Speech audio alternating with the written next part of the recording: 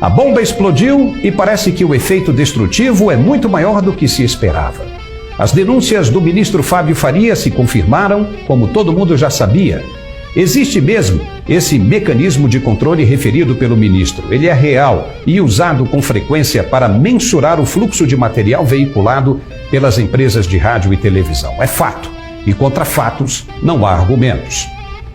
Os documentos apresentados trazem uma série de informação detalhada, como peça, tempo, título, número de inserções, datas, sites, horários, endereços e mais uma sorte de outros detalhes, resultando em cerca de 5.000 páginas.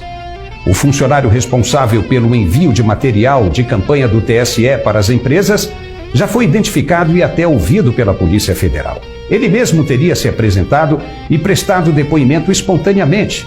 É mais uma confirmação da falta de lisura nesse aspecto do processo eleitoral.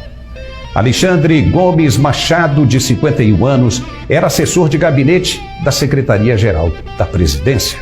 Na corte, ele tinha a responsabilidade pelo recebimento dos arquivos das propagandas eleitorais e pela disponibilização das peças do sistema eletrônico do TSE, permitindo o acesso de emissoras de rádio e TV às inserções dos candidatos. Em depoimento na Polícia Federal, Machado revelou que foi demitido apenas 30 minutos depois de alertar os seus superiores de que havia irregularidades no envio das inserções para as rádios e TVs. Ou seja, o problema parece mesmo que teve origem no próprio TSE. Mas a primeira barreira do Exército da Salvação Petista já entrou em ação.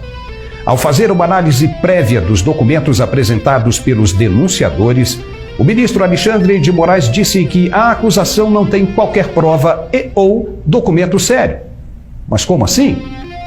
Segundo ele, o pedido da campanha se baseia em um relatório feito pela Audiência Brasil Tecnologia, sediada em Santa Catarina e que se apresenta como plataforma de distribuição, gerenciamento e acompanhamento de veiculações nas campanhas de mídia.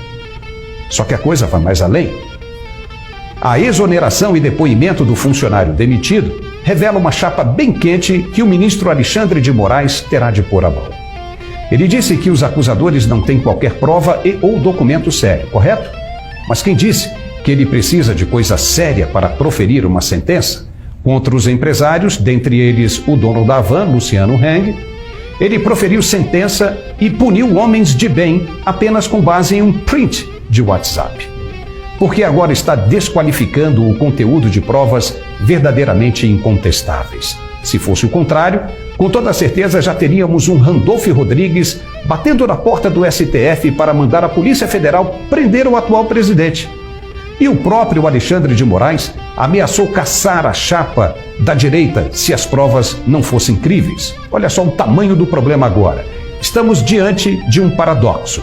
Se ele não considera as provas verossímeis, então terá de caçar a chapa Bolsonaro-Braga Neto, como mesmo disse. Mas por outro lado, se não caçar, depois do que foi apresentado, é porque considera as provas verdadeiras. E se são verdadeiras, terá de tomar uma medida à altura da celeridade que ele prega em seus depoimentos mais duros. E agora, José, quem descasca esse abacaxi? O fato é que a chapa da direita foi prejudicada sim. Os documentos mostram que houve falcatrua das emissoras de rádio e TV, ou quem sabe, do próprio TSE. 154 mil inserções roubadas e colocadas na campanha da chapa da esquerda.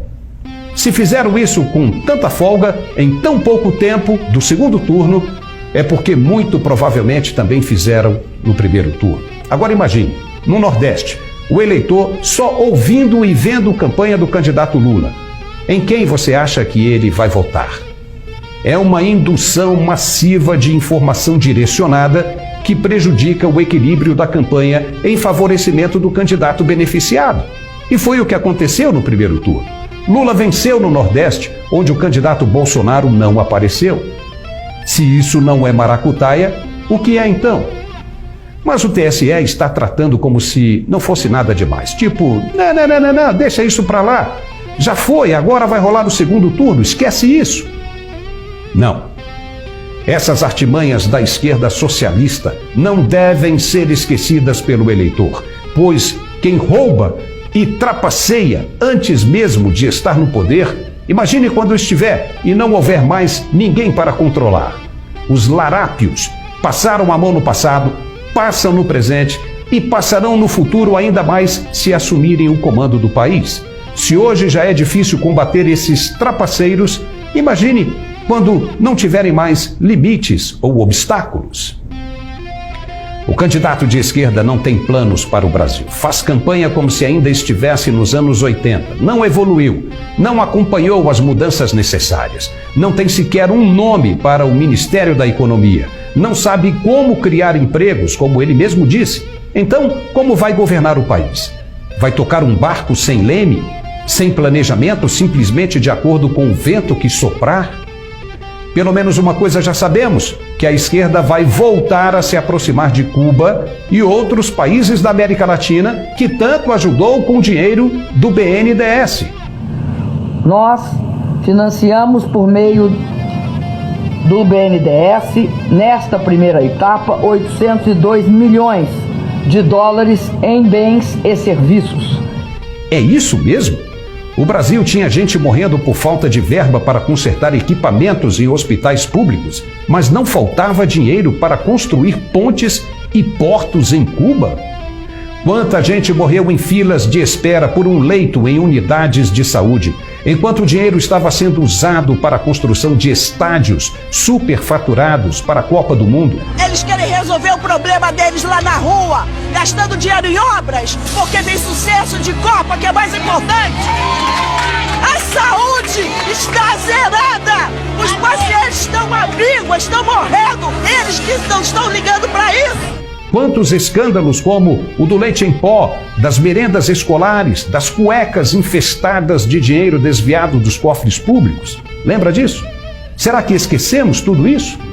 Eu não, e posso mostrar. Quem quer essa esquerda de volta não está consciente deste mundo. São pessoas que vivem de aposentadoria do serviço público ou filhinhos de mamães que vão trabalhar no exterior, usam carros elétricos e telefones celulares de última geração e se gabam de estar morando em um país estrangeiro falando outro idioma.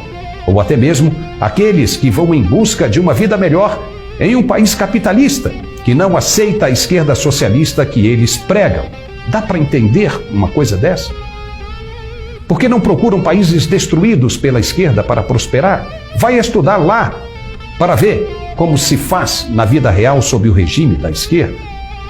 Esses que moram no estrangeiro votam no PT, como vimos no primeiro turno, demonstram ser pessoas confusas. Será que eles querem que o partido transforme o Brasil no país que eles estão vivendo? Certamente que não, pois o capitalismo e o imperialismo, como chamam os Estados Unidos, é tudo de oposto que prega o partido que eles votam.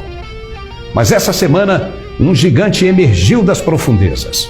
Uma personalidade digna da mais alta admiração pela inteligência que tem, preparo e expertise em gerenciamento estratégico.